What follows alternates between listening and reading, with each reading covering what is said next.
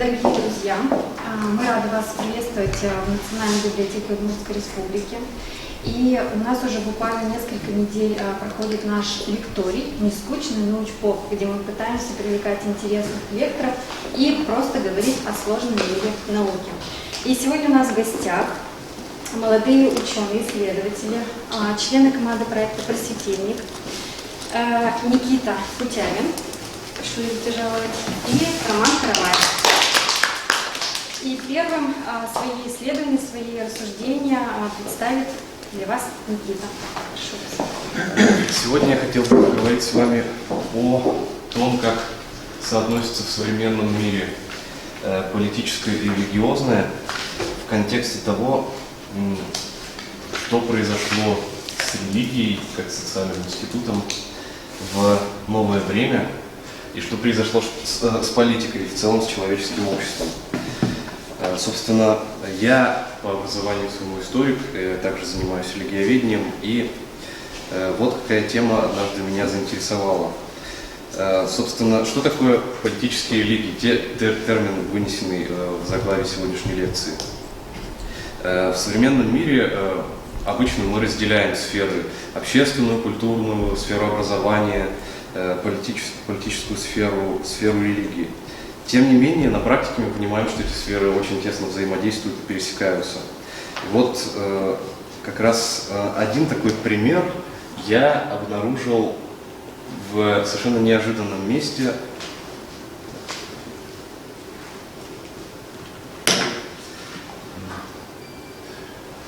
В произведении Антона Семеновича Макаренко, педагогической поэме.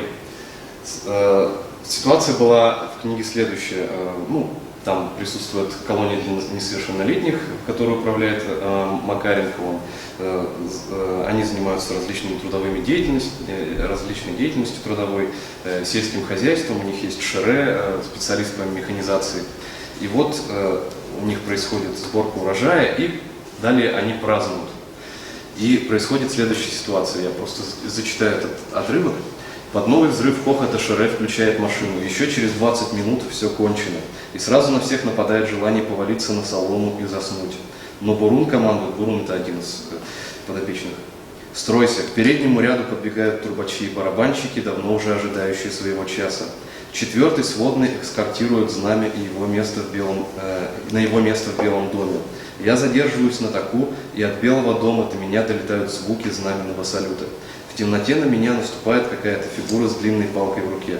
Кто это? А это я, Антон Семенович. Вот пришел к вам насчет молотилки, это значит с Воловьего хутора, и я ж буду воловик по фамилии. Добрее, пойдем в хату. Мы тоже направляемся к Белому дому. Воловик старый, видно, шамкает в темноте. Хорошо это у вас, как у людей раньше было. Чего это? Да вот видите, с крестным ходом молотите по-настоящему. Да где же крестный ход? Это знамя только, и попа у нас нет. Воловик немного забегает вперед и жестикулирует палкой в воздухе. Да не в том справа, что попа нету, а в том, что вроде как люди празднуют. Выходит так, будто праздник. Видишь, хлеб собрать человеку, торжество из торжеств. А у нас люди забыли про это. Вот в этом отрывке Макаренко приводит такое вот мнение простого крестьянина о том, как происходит вот это празднество в абсолютно, естественно, советской колонии. Идеологически все там выверено, не может быть никакой формальной религии, но при этом крестьянин, как человек, который, в принципе, не углубленный в теологические какие-то изыскания богословские, он просто на уровне практики видит определенное сходство. Что вот раньше были там церковные праздники, люди собирались, шли крестным ходом с хоругвями, вот, а здесь, получается, молодые обитатели колонии для несовершеннолетних, они точно таким же образом празднично, со знаменами, с барабанами идут праздновать это событие. Вот, ну, допустим, для начала, что это просто такой вот случайный ход мысли обычного крестьянина. В принципе, может быть, он ничего серьезного и не улавливает. Вот. Поэтому попробуем найти другие примеры подобной же интерпретации. В качестве такого примера я приведу отрывок из книги Альберто Моравия «Культурная революция в Китае». Это итальянский писатель умеренно левых взглядов, который путешествовал в Китае, собственно, во время культурной революции. И вот что он там увидел, собственно. И вот там посреди белесой дымки загорается, трепещет и шевелится что-то цветное. Это красное знамя, одно из многих, которое в этой части Китая вот уже год носит из одной части города в другую во время шествий, организованных по самым разным поводам. Мы останавливаемся, ждем, как только знамя приближается, мы охватываем взглядом всю процессию. Это юноши и девушки, члены Красной гвардии, как можно догадаться по алой повязке на руке. Все они одеты в синие штаны и белую рубашку, все сжимают в руках книжку Мао, во главе знаменосец с бамбуковым древом, вдетым в ремень. Затем идут две девушки, держащие большой портрет Мао, окаймленный золотом с красными гирляндами. За портретом колонны идут демонстранты. Такова типичная демонстрация. Описав одну из них, мы тем самым опишем и все остальные. Нет нужды объяснять, что стиль этих шествий, как и стиль пропагандистских представлений с пением, музыкой и танцами, это религиозный стиль, характерный для сельской и традиционной религиозности. Если заменить красное знамя штандартом религиозного братства, а портрет Мао изображением святого покровителя, то по сути ничего не изменится. Вот я не случайно сказал, что автор итальянец, при этом более-менее левых взглядов, поскольку с одной стороны, у него есть представление о такой католической, опять же, народной религиозности, о католических праздниках. С другой стороны, у него нет причин как-то чрезмерно негативно относиться к Китаю времен революции, вот, к культурной революции. И тем не менее он находит вот эту параллель. И, собственно, важно еще отметить, что это не столько художественное произведение, в отличие от книги Макаренко, хотя он тоже основывался на своем реальном опыте педагогической деятельности, а воспоминания человека о его путешествии.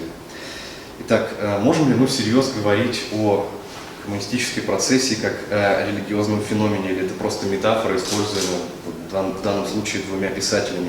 Чтобы разобраться в этом вопросе, нам придется вернуться к основаниям науки о религии и разобраться с тем, что, собственно, религия представляет из себя. И дать определение религии будет непросто, поскольку этих определений очень много. Вот, например, есть учебник по религиоведению Аринина, в котором есть приложение, которое называется «100 определений религии». Этот же автор написал книгу, которая, по-моему, называется «750 определений религии», тоже монография, так сказать. Но, к счастью, естественно, религиоведение не стоит на месте, и различные направления, школы, они вырабатывают более-менее такие вот концепции, которые можно с друг другом объединять, выделять определенные направления. И, в принципе, таких направлений можно назвать несколько.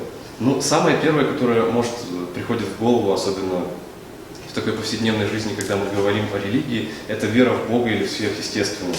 Однако, вот в чем проблема. В эпоху просвещения было много людей, которые называли себя деистами.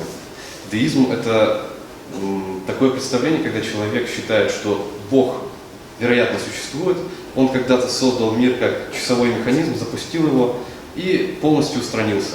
Таким образом, эти люди верили в Бога, но при этом у них не было практически никакой религиозной практики. То есть на их жизни эта вера не особенно-то и отражалась. С другой стороны, мы видим примеры, которые я привел из литературных источников, о том, что функционально некоторые практики политических движений можно сравнить с религиозными. И вот иные направления в религиоведении, они как раз допускают такие параллели.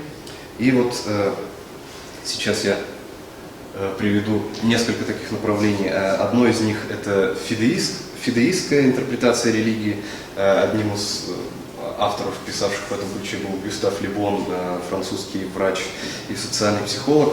И вот как писал Le Bon, религиозность обуславливается не одним только обожанием какого-нибудь божества, она выражается и тогда, когда все средства ума, подчинение воли, пылкость, фанатизма всецело отдаются на службу какому-нибудь делу или существу, которое становится целью и руководителем помыслов и действий толпы.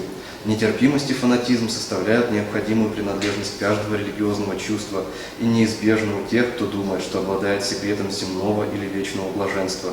Эти черты встречаются в каждой группе людей, восстающих во имя какого какого-нибудь убеждения. Якобинцы времен террора были так же глубоко религиозны, как и католики времен Инквизиции, и их свирепая пылкость вытекала из одного и того же источника. Таким образом, Ле Бон сводил религию к вере вне зависимости от объекта. То есть этот объект мог быть потусторонним, он мог быть абсолютно светским, это может быть какая-нибудь система идеологических, политических убеждений. Но это определение, согласитесь, довольно широкое. То есть он к фанатизму какому-то сводил, как качество? Да, как вот условно сфера таких предельных ценностей. Если у человека есть какие-то предельные ценности, за которые он готов умереть, бороться, всю жизнь выстроить вокруг этих ценностей, то с точки зрения Ле Бона, он был психологом, ему важно было мышление человека, в принципе не важно, относится ли эта система убеждений к чему-то потустороннему или к чему-то, что можно эмпирически изучать. Но, повторюсь, это все-таки очень широкое определение, и мы можем его немножко сузить, потому что есть и другие религиоведческие направления, а именно социальный функционализм, одним из представителей которого, по сути, основателем был Эмиль Дюркгейм. Так вот, Дюркгейм следующим образом критиковал иные представления о религии. С одной стороны, как он говорил, в принципе, существуют религии, в которых, как я уже сказал, фигура Бога, она не имеет какого-то значения, Бога или богов. Например, буддизм, в котором 4 основных благородных истины буддизма, которые говорят о том, что жизнь – это страдание, причина страдания – это желание, собственно, и про то, что преодолеть страдания – это значит избавиться от желаний. И 4-я истина, что это можно осуществить благодаря учению Будды. И, собственно, вот в этих 4 истинах мы ничего не слышим ни про богов, ни про божественное. Это такая в большей степени система, ориентированная на преображение самого человека. Но, тем не менее, в буддизме, особенно в таком бытовом, присутствует представление о богах, просто это находится на периферии. И к тому же, как писал Дюркгейм, если мы говорим о религии как о вере сверхъестественное, то разделение на условно мир, функционирующий по определенным законам, и некоторые вещи, которые выходят за рамки этих законов, то есть являются сверхъестественными, оно характерно для современного общества, у которого уже есть наука, у которого есть представление о законах природы, которые фундаментальны, и мы предполагаем, что они работают всегда. А у архаических племен, допустим, нет такого представления. Они всегда готовы к какому-нибудь чуду, и с другой стороны, для них, пожалуй, самое чудесное это то, что, допустим, солнце встает каждый день. Они могут, допустим, как ацтеки боятся, что когда-нибудь солнце не взойдет, поэтому мы должны приносить жертвы, чтобы Вселенная не развалилась, чтобы она функционировала. И, собственно, Дюркгейм, как социолог, рассматривал религию в качестве такого функционального элемента общества, который его сплачивает. Он давал следующее определение религии. Это система верований и практик, относящихся к вещам отделенным, запретным, система верований и практик, которая объединяет людей в единое сообщество. Он писал «Называемая церковь», но при этом, обратите внимание, книга была посвящена тотемической системе в Австралии, то есть термин «церковь», он условно, это обозначение религиозной общины. И, соответственно, мы видим, что в любом обществе так или иначе должна присутствовать эта система верований и практик, которая просто позволяет этому обществу быть единым, функционировать. То есть есть определенные ценности, есть связанные с ними убеждения, и есть практики, связанные с этими убеждениями. В принципе, близкое определение давал Эрих Фром, когда говорил, что религия – это разделяемая той или иной группой система мышления и действий, дающая человеку систему ориентации и объекты для поклонения. То есть фактически аналогичное определение, но уже с психологической стороны, где верование соотносится с мышлением, а практики соотносятся с действиями. И последнее направление, про которое я скажу, это феноменология религии. Это авторы, которые сводили всю религию к выделению сферы священного. То есть это, по сути, они очень сильно соотносятся с тем, что писал Ле Бон. Если есть какая-то сфера священного, независимо от того, относится ли она к потусторонним вещам или, допустим, к чему-то мирскому, то, соответственно, мы можем говорить о религии. Вот. Так, мы, собственно, перейдем к тому, чему в целом посвящена моя лекция, именно политическим религиям и к тому, как они начали формироваться. Собственно, если мы рассматриваем современные политические идеологии в качестве политических религий, то делаем это на основании следующего. В новое время произошел определенный перелом, когда, вот, если в средневековой культуре Европа была более или менее единым цивилизационным пространством, везде были, допустим, католические монастыри, где люди говорили на латыни, переписывали книги, вели переписку друг с другом, то в новое время Европа раскалывается на национальные государства. Ну и если мы исходим, допустим, из дюркгемианского представления о том, что такое религия, раз появляются новые общества, и роль церкви в этих обществах утрачивается, то что приходит на смену церкви? И вот Бенедикт Андерсон, которого вы видите на этом слайде, это известный социолог, специалист по национализму и по возникновению наций. И вот вы можете увидеть здесь определение нации. Это воображенное политическое сообщество, и воображается оно как что-то неизбежно ограниченное и в то же время суверенное. Что подразумевается под этим определением?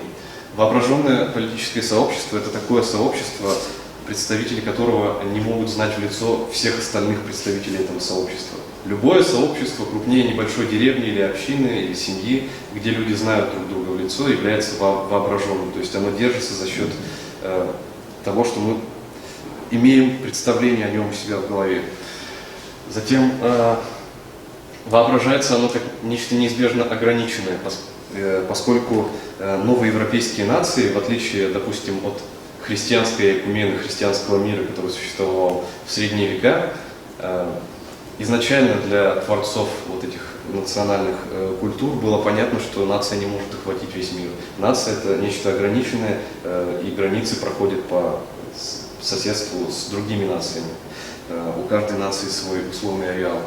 И в то же время суверенное. Вот понятие суверенитета, оно изначально носило религиозный характер, то есть сувереном был правитель, который, король, царь, император, который получал свою власть от Бога. Это была религиозная легитимация. Но в новое время, особенно после французской революции, источником легитимности стал народ, нация, то есть совокупность граждан того или иного государства. И, соответственно, нация начала обладать суверенитетом, как именно вот эта группа. И таким образом, фактически, и в плане суверенитета национализм пришел на смену католической религии. И в плане такого вот наделения смыслом жизни и определения того, где свои, где чужие, национализм также пришел на смену католической религии. Что на это повлияло? Ну, во-первых, естественно, реформация, поскольку произошел перевод священных текстов на местные языки, появился параллельно печатный станок и начала распространяться литература на национальных языках.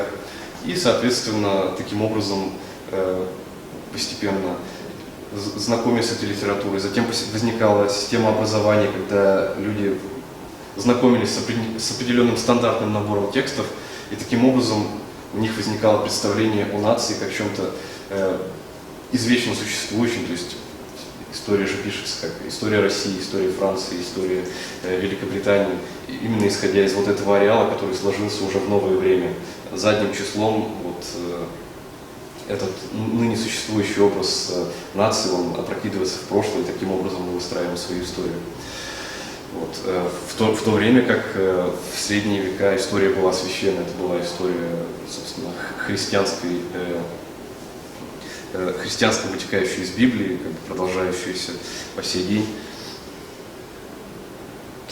Теперь мы перейдем к одному из авторов концепции политических религий. Перед вами Эрик Фёгелин, австро-американский философ политический, который, он не случайно австро-американский, потому что когда произошел аншлюз Австрии, это человек, который долгое время занимался критикой нацистских расовых теорий, естественно, должен был уехать из Австрии. Вот. Более того, насколько мне известно, бумаги о его аресте подписывал лично Адольф Гитлер, и сбежать ему удалось только благодаря тому, что арестовывать его пришел его бывший ученик и сказал: у вас есть сутки для того, чтобы покинуть страну. Да. Вот, собственно, еще, по-моему, в 1938 году он сформулировал понятие политической религии, относил его как раз к нацизму, как идеологии. А позднее, уже в эмиграции в США, он написал работу «Новая наука политики. Введение». Вот, интересно, что эту работу совсем недавно перевели, вот, отчасти именно благодаря этому я заинтересовался темой политических религий, и один наш известный политолог Павлов, он написал рецензию, которая называется «70-летняя новая наука о политике». То есть, несмотря на то, что этой книги уже много лет, но название не изменишь, поэтому это выглядит немного комично. На русский язык перевели «Новую науку политики», которой 70 лет. Вот. И, собственно, кроме самой концепции политических религий, Фёгелин стал известен и тем, что он попытался разработать такую теоретическую схему того, как современные политические идеологии возникали внутри протестантизма в начале нового времени. И он использовал такой термин, как политический гностицизм. Вот. Гностицизм – это совокупность учений такого мироотрицающего толка, существовавших в века раннего христианства, с которыми христианство боролось. Вот. И я не уверен, насколько правильно он сделал, что применил его к более поздним учениям или политическим религиям, но это уже просто факт, касающийся его схем. И в чем, собственно, с его точки зрения заключался этот политический гностицизм, возникший в новое время? Он считал, что большую роль в возникновении политических идеологий сыграла идея миллинаризма, то есть ожидание тысячелетнего царства, существовавшее в мире иудейской и христианской культуры, но при этом вытесненное за ее пределы отчасти, поскольку в ранние века христианства идея того, что вот-вот наступит Царство Божие, она была заменена идеей того, что мы не знаем, когда это произойдет. И с другой стороны, блаженный Августин в своих работах доказывал, что тысячелетнее царство – это существование церкви в истории. Это не какой-то период, который наступит когда-нибудь, а вот наша история, в которой появилась христианская церковь, это уже это тысячелетнее царство. Вот. Но в XII веке возникла другая схема историосовская, осмысление истории. Ее автором был Иоахим Флорский, и он применил к человеческой истории тринитарную схему, то есть представление о Боге, как Отце, Сыне и Святом Духе, присутствующих в христианстве, он опрокинул на историю. И получилось так, что была эпоха Отца, и ключевой фигурой этой эпохи был Авраам, затем эпоха Сына, в которой ключевую роль играет Христос, и эпоха Святого Духа, которая наступит, и ее провозвестником должен стать некий царь Вавилонский. Вот. Это был такой не вполне ортодоксальный католический автор. Вот. Тем не менее, с точки зрения Фёгелина, представления Флорского, они очень сильно совпадают со многими концепциями политических идеологий. Вот. С его точки зрения он ввел ряд определенных символов, которые мы обнаруживаем и в идеологиях. Первый из них – это концепция истории как последовательность смены трех эр, то есть, допустим, в коммунизме это первобытный коммунизм, затем история как противодействие антагонистических классов, и в конце третий этап – это снова коммунизм, но уже коммунизм будущего. Вот. Или, допустим, представление о Третьем Рейхе у нацистов, о трех империях. Или контовская схема, когда он делил историю на теологическую, метафизическую и научную фазы. Вот. Второй символ – это символ лидера. Вот, как я уже сказал, лидер первой эпохи – это Авраам, второй – Христос, а в нынешней эпохе этот некий царь Вавилонский, он, в принципе, может быть соотнесен с любым харизматическим лидером, там, вроде там, Гитлера, Пол Пот или кого-то еще.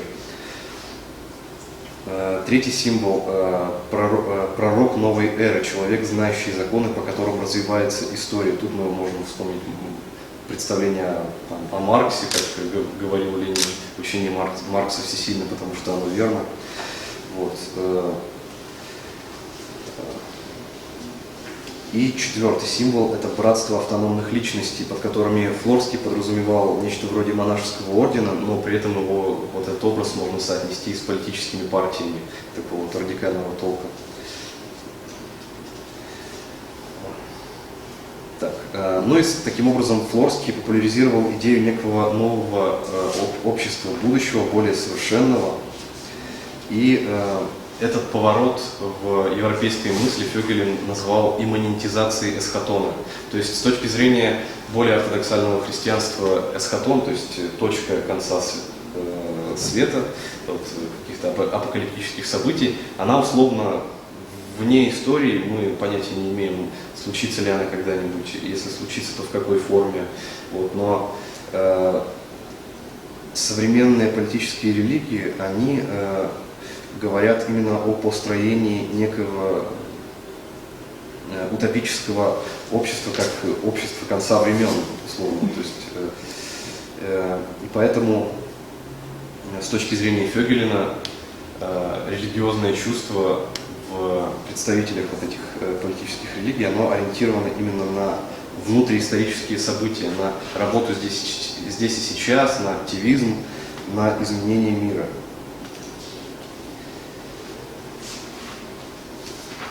И, собственно, отчасти именно поэтому он связывал эти идеологии с гностицизмом, потому что гностицизм был мироотрицающим мировоззрением, согласно которому мир плох, его создал злой демиург, вот, материальный мир плох, и души людей в нем как заключены как в заточении. Вот. И, соответственно, по мнению Фёгелина, современный политический гностицизм – это тоже мироотрицание, то есть отрицание существующих социальных порядков в пользу пока не осуществленных новых социальных порядков. То есть третья эра, царь Вавилонский, Третий Рейх, это что-то такое в будущем, да, или там коммунизм, светлое будущее, да, куда-то. Да, но при этом… То есть это что-то, что будет, какая-то идея такая, да? Но при этом ради этого можно работать и как будто бы уже это даже увидеть, то есть как в Советском Союзе порой говорили, что вот там через 15, через 20 уже вот скоро коммунизм. То есть это какое-то вот морковка. Да. Вот. И одно из… Так, я сейчас… собственно, я здесь привожу эту иллюстрацию, поскольку, по сути, с точки зрения Фёгелина, вот этот политический гностицизм, он возник в протестантизме в качестве такого условно паразита, то есть когда внешне это христианские конфессии, вот, но внутри них уже присутствует вот этот вот как паразит будущих политических идеологий. Вот. Он демонстрирует это с помощью одного текста. Это работа «Церковная организация англиканского богослова» Ричарда Хукера, в котором тот критиковал пуритан. Это последователи Жана Кальвина. Это направление, возникшее в результате реформации на европейском континенте, но в том числе очень сильно затронувшие и Великобританию. Вот, там, например, пресвитерианская церковь, она является кальвинистической. Вот. Им многие революционные движения тоже были пуританскими. И, соответственно, англиканство, представителем которого был Ричард Хукер, это было более консервативное религиозное направление, потому что возникло в результате реформации сверху королем Генрихом VIII Тюдором. Вот. Поэтому с доктринальной точки зрения оно было намного ближе к католицизму. Вот. И, соответственно, Хукер выделял функционально именно определенные черты в пуританизме. Следующее – это критика правящих классов перед толпой, фокусировка гнева на существующем правительстве, предложение правительства нового типа, обоснование своей политической доктрины с привлечением цитат и терминов из Библии и консолидация сторонников под началом лидеров, деление на своих, братьев, чужих, мирских. То есть, в принципе, этот набор характеристик довольно легко перенести на многие современные политические активистские движения. Вот. И при этом он был одним из первых, наверное, кто обратил внимание, что критика в адрес таких идеологий часто сталкивается с тем, что люди воспринимают ее как подтверждение своих собственных взглядов. Вот, возможно, Роман сегодня об этом будет говорить, о своего рода когнитивных искажениях или способах, когда человек сам себя убеждает в чем-то. Вот, я процитирую Фёгелина, который в свою очередь цитирует Хукера. «Когда сформировалась такая социальная среда, ее трудно, если вообще возможно, разрушить с помощью убеждения. Стоит кому-то, кто придерживается противоположного мнения, открыть рот и попытаться их в чем-то убедить, как они тут же затыкают уши и не воспринимают никакие аргументы, в ответ твердят слова Иоанна: «Мы от Бога, знающий Бога слушает нас». Что касается всех остальных, то вы от мира, и стало быть все, что вы говорите, есть мирская суета и тщета, и мир, к которому вы принадлежите, слушает вас. Они глухи к доводам, а их ответы заучены наизусть. Скажите им, что они некомпетентны в таких вопросах, и они ответят: Бог выбрал простых. Продемонстрируйте им убедительно, что они говорят бессмыслицу, и вы услышите: самого апостола Христова считали безумным. Только посмейте заикнуться о наказании, и они разразятся по поводу жестокости кровожадных людей, войдя в роль невинных, гонимых за правду. Вот таким образом, идеологии 20 века, они явно обладали подобными же свойствами, когда на любое возражение против них можно было в их собственном вот этом идеологическом нарративе найти универсальные ответы. Вот. И, собственно, для того, чтобы эти ответы проще было находить, как отмечает Фёгелин, пуританизм задал определенный образец. Жан Кальвин написал трактат «Наставление в христианской вере», то есть это выборки из цитат, подборки цитат из Библии, на которых можно обосновывать свои убеждения, то есть чтобы человеку уже не надо было самому искать в Библии подтверждение для своих пуританских взглядов, Кальвин уже предоставляет ему этот список. Причем, понятное дело, что хотя во времена Реформации Лютер требовал, чтобы люди читали Библию как написано, но на самом деле текст в любом случае воспринимается человеком, исходя из того культурного капитала, который у него есть, исходя из его образования и так далее. Поэтому всегда чтение текста порождает интерпретацию, невозможно читать как написано. И поэтому как раз и требовалось вот такое вот толкование, стандарт, на который можно опираться. И если мы посмотрим на политические идеологии, то, допустим, «Майн кампф» или «Капитал Маркса», при том, что я совершенно не пытаюсь уравнять здесь сейчас эти идеологии, я просто говорю о функции текста, того, что у таких идеологий есть вот этот образцовый текст, к которому его сторонники идеологии обращаются. Вот содержание там может быть совершенно разным. Вот. И второй момент – это критика возможных инструментов, точнее, запрет на возможные инструменты критики, такие как, например, греческая философия или схоластика, поскольку протестанты считали, что обращение к грекам, вот это средневековая философия, это все какое-то напускное, это все вещи ненужные при работе с писанием. Вот. И, соответственно, как показывал Хукер, они считают, что в принципе обращение к таким вещам это уже своего рода ересь. То есть вы отходите от христианства, зачем вам Платон, зачем вам Аристотель. Вот. И, соответственно, современные идеологии тоже часто преследовали тех там, интеллектуалов, которые становились их критиками. Да, да. Но всегда ли связаны политические религии с какой-то тоталитарной властью? Вот, если мы обратимся к работе Эмилио Джентили, это современный итальянский историк, он выделяет два типа, условно, религий политической сферы. Политические религии и гражданские религии. Если термин политические религии ввел Эрик Фёгелен, то термин гражданские религии ввел Роберт Белла, это американский социолог, который, собственно, написал статью «Гражданская религия США». И вот о чем он в этой статье говорил. Собственно, если в США, мы знаем, что США это, в принципе, очень религиозная страна, при том, что это одна из ведущих стран в мире экономически, политически. И в Европе, например, чаще всего экономическое развитие соседствует с становлением атеизма, распространением такого более критического отношения к религии, но в США так не сложилось. Но при этом в США огромное количество различных протестантских деноминаций. Там есть католическая церковь, там есть и православные, и много других различных религий. Первая поправка гарантирует свободу вероисповедания. И вот несмотря на то, что это довольно религиозная страна по меркам развитой, все-таки, как пишет Белла, и как вслед за ним говорит Джентили, религия, которая с дюркгеймианской точки зрения, то есть система верований и практик, объединяющих общество, в США это не какая-то из христианских деноминаций или иудейская или что-то еще. Это определенная система, которая сложилась вместе с государством США.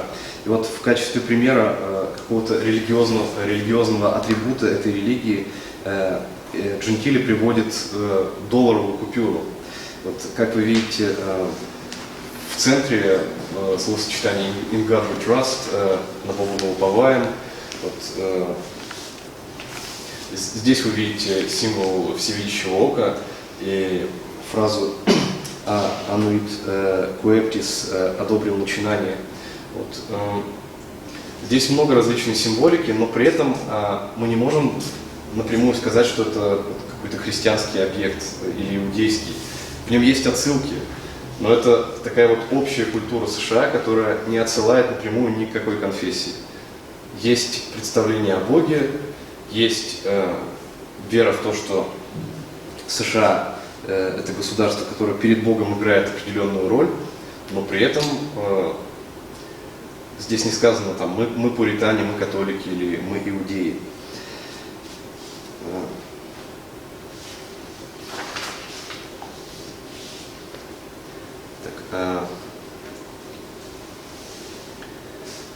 Вот, например, католик Джон Кеннеди в своей речи во время вступления в должность дважды упоминал Бога и призывал его благословения на Америку, но никак не обозначил, какого Бога он имеет в виду. Тем не менее, он говорил, что здесь, на земле, дело Божье должно быть нашим делом.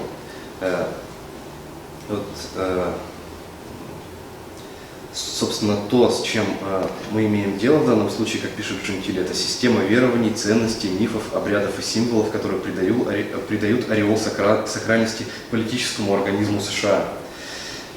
И вот этим политическим идеям США как государства, избранного перед Богом, несущего людям правильные ценности. У этой религии есть условный священный текст, как институция поправки. У этой религии есть герои, такие как Джордж Вашингтон, которого иногда называют американским Моисеем, который освободил условно США из британского рабства. Есть такие мученики, как Авраам Линкольн, Джон Кеннеди и Мартин Лютер Кинг. И, разумеется, есть праздники, такие как День Благодарения. Вот. И, собственно, есть ли разница между этой гражданской религией и теми политическими религиями, о которых писал Фёгелен? Вот, разница с точки зрения Джентили следующая.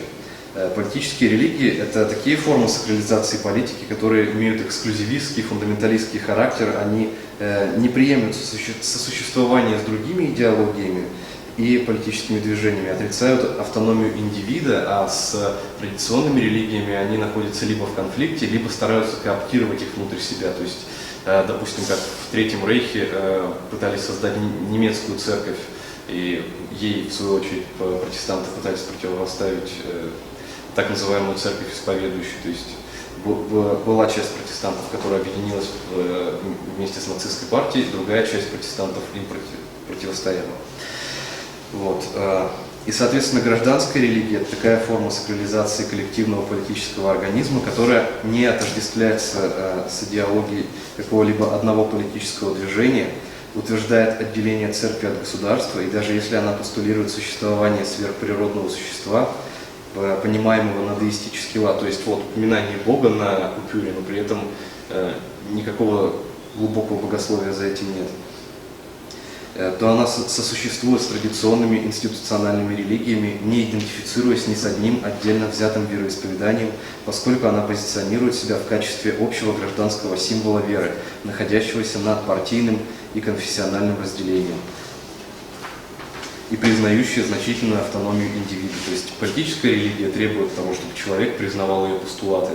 Гражданская религия, она может терпимо относиться к определенной мере неприятия. То есть, живя в США, в принципе, не обязательно разделять ценности этого государства, хотя сейчас, как мне кажется, гражданская религия в США переживает определенные кризисы, общество там расколото, особенно начиная с эпохи Трампа.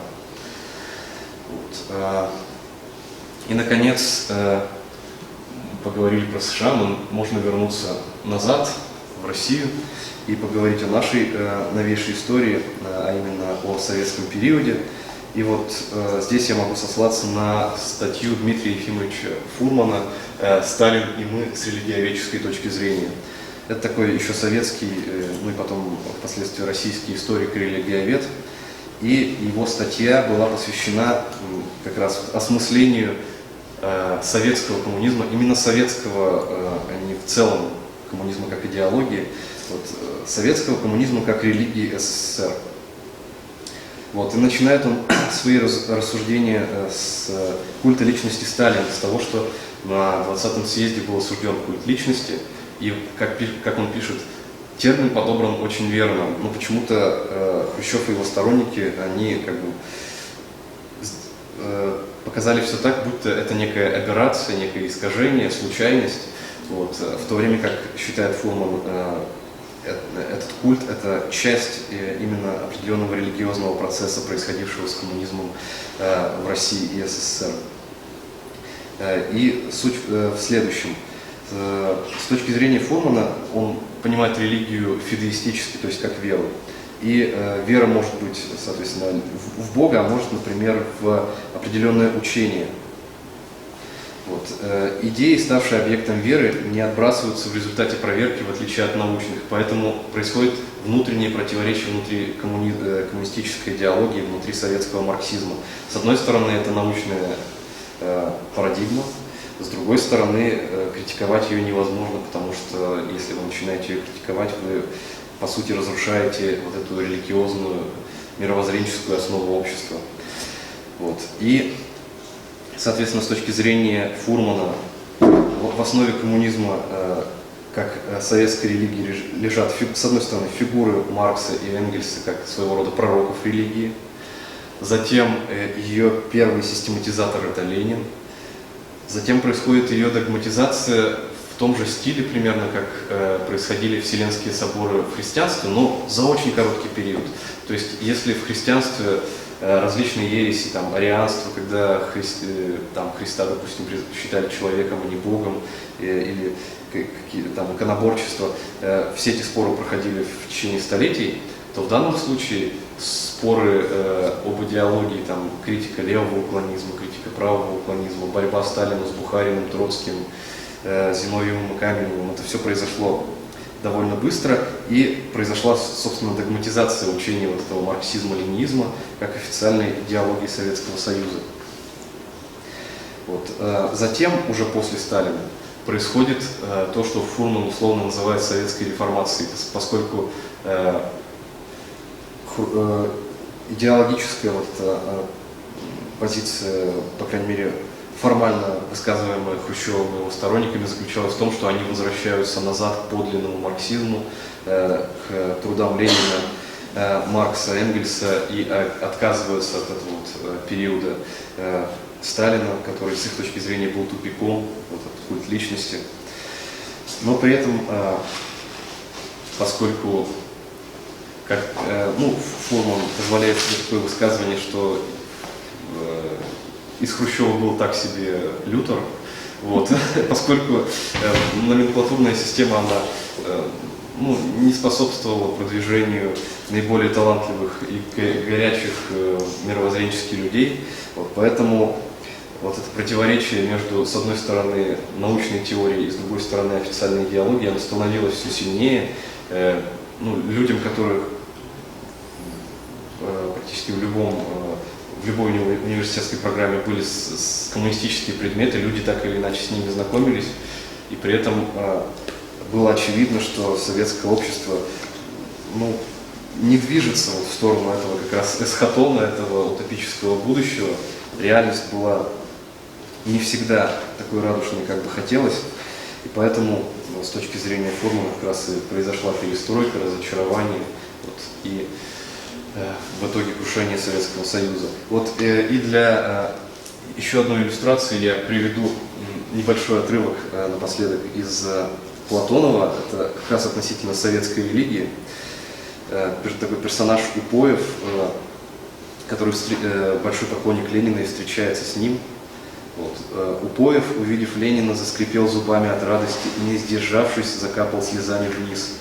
Он готов был размолоть себя под жерновом, лишь бы этот небольшой человек, думающий две мысли в раз, сидел за своим столом и чертил для вечности, для всех безрадостных и погибающих своей скрижали на бумаге. Упоев взял руку Владимира Ильича, рука была горячая, и тягость трудовой жизни желтела на задумавшемся лице Ленина. «Ты гляди, Владимир Ильич, — сказал Упоев, — не скончайся нечаянно. Тебе-то станет все равно, а как же нам-то?» Ленин засмеялся, и это радостное давление жизни уничтожило с лица Ленина все смертные пятна мыслей и утомления. «Ты, Владимир Ильич, главное, не забудь оставить нам кого-нибудь вроде себя, на всякий случай». И собственно, здесь в таком ироничном ключе как раз выделена та мысль, что в советской идеологии действительно Ленин играл практически религиозную функцию, и не случайно можно очень легко привести параллель между мощами, допустим, в православных храмах и телом Ленина в мавзолее, или между этой преемственностью между Лениным и Сталиным, как Сталин — это Ленин сегодня, и, допустим, наместничеством римского папы в католической церкви. Собственно, наверное, практически все, о чем я хотел сегодня сказать. Приведу небольшой список литературы, на котором я основывался. Но это на самом деле только такая верхушка айсберга, потому что исследование политических идеологий как религии — это на самом деле довольно старое направление. Допустим, религиозные философы начала 20 века, такие как Николай Бердяев и Сергей Булгаков, уже писали про коммунизм как про своего рода религию. А Фёгелин, что интересно, знал работы Бердяева и Булгакова и даже ссылался на них. Или, например, в Германии многие авторы писали про нацизм как религию.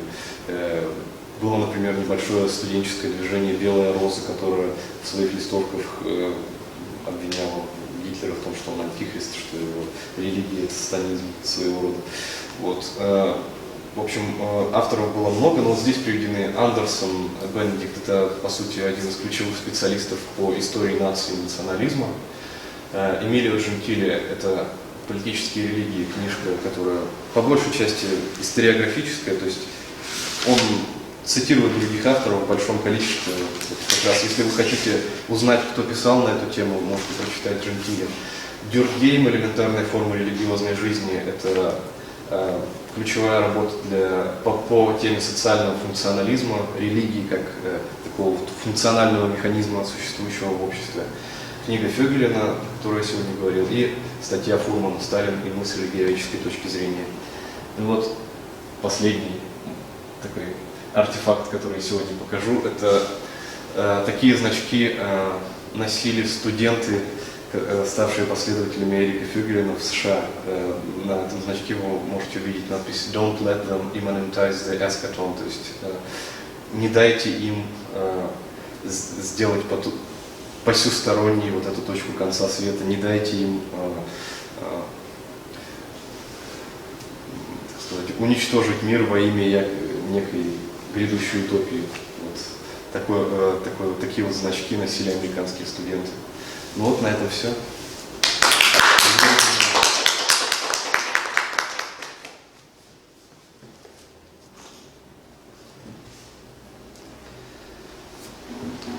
Какие-то вопросы? В итоге нужна сейчас религия?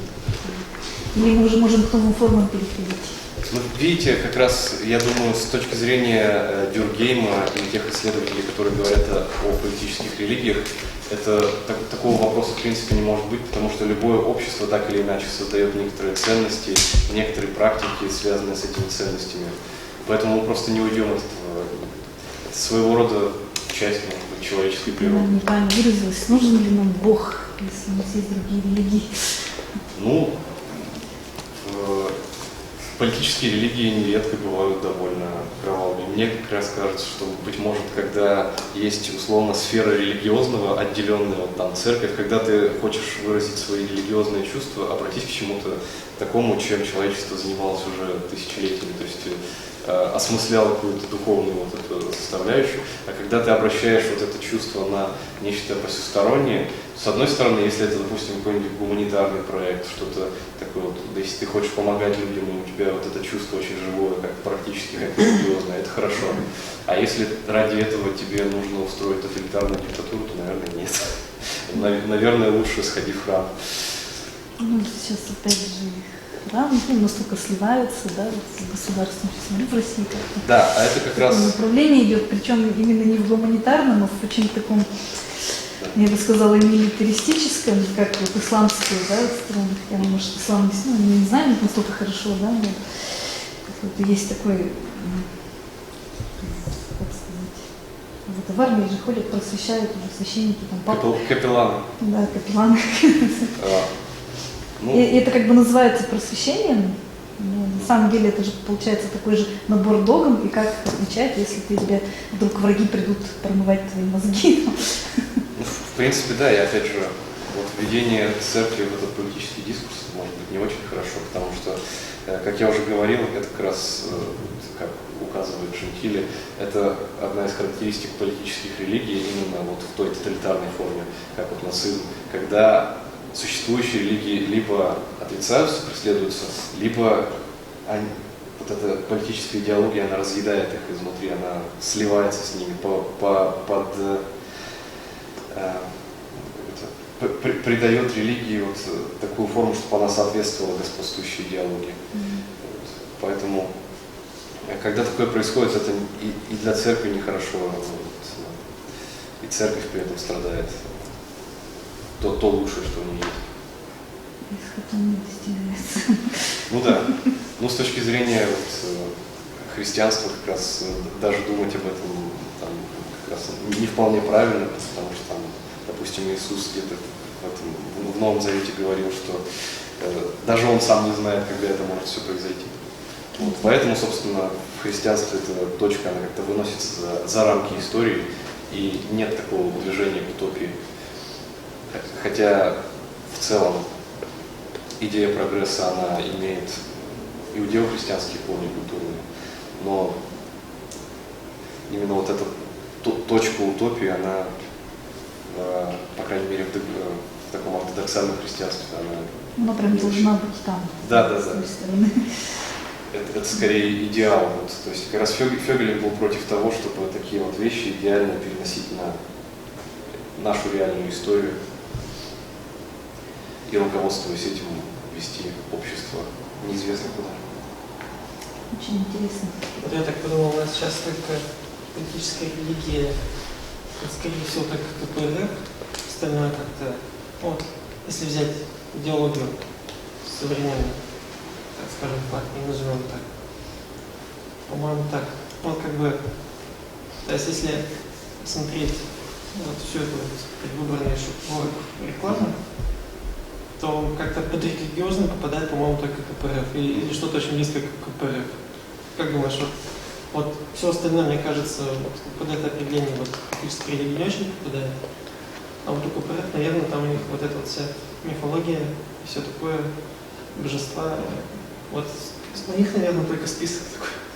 Я думаю, да, с одной стороны, вот как бы остаток той коммунистической религии, которая была, плюс у нас есть, условно, более позитивная гражданская религия, связанная с победой в Великой Отечественной войне, потому что все, что связано с победой во Второй мировой войне, это та позитивная, условно, повестка, которая объединяет вообще всех людей в России, вне зависимости от национальности. Вот. Там могут быть какие-то перегибы, естественно, но все-таки простейший способ, вот как антропологи поступают, когда приезжают в какое-нибудь племя, как узнать, существуют ли там какие-нибудь табу, нарушить. Если вы на практике нарушите какое-нибудь табу, вы поймете. Вот. И, соответственно, в современной России, я думаю, большинство граждан России более терпимо относятся к каким-то там более жестким, ироничным высказываниям в адрес религий, чем в адрес, допустим, победы, там, в адрес ветеранов. То есть в таком случае сразу реакция очень жесткая. Это, ну, с точки зрения наших моральных норм, отчасти, может быть, это и справедливо, но да, если человек как-то вот нечто связанное с победой во Второй мировой войне вдруг начнет ставить под сомнение, ну, к нему сразу возникнут серьезные вопросы, что это такое. Ну, там же как раз есть готовый набор клише, как отвечать. Это Да. другие подговорили. Да. Вот. И еще один момент, я думаю, у нас есть еще и политическая религия в форме евразийства, дугинского, вот такого более-менее отчасти распространенного как раз именно во властных кругах, как когда геополитические концепции, вот как раз под них подводится такая идея объединения всех традиционных религий, всех традиционных культур Евразии под началом России. И как раз в данном случае вот под этот образ традиционной религии в том числе подминаются и православие, и ислам под некоторый определенный набор моральных представлений. Потому что внутри православия, внутри ислама есть модернистские направления. То есть есть люди, которые, там, допустим, креационисты, такие радикальные, которые считают, что не приемлют теорию эволюции, но с другой стороны есть верующие, которые ее принимают. И по множеству различных вопросов, в том числе внутри церкви и внутри, я уверен, там, мусульманского мира тоже какие-то расхождения есть. Но тот образ традиционализма, который предлагается там, Дугиным и другими идеологами, он как раз довольно конкретный. То есть там, отрицание западных ценностей, отрицание вообще в целом модерного Запада, современности как чего-то неправильного, что нужно вернуться к миру традиций. Поэтому, мне кажется, у нас да, сосуществует таким образом гражданская религия, с одной стороны, которая реально объединяет всех людей, и некоторые проекты политической религии, так или иначе влияющие на политику в нашей стране. Коммунистский, конечно, сейчас нравится. Советский Союз.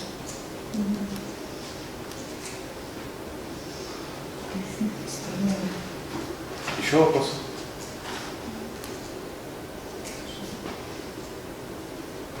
Все, в таком случае я, наверное, буду уже передавать слово Роману.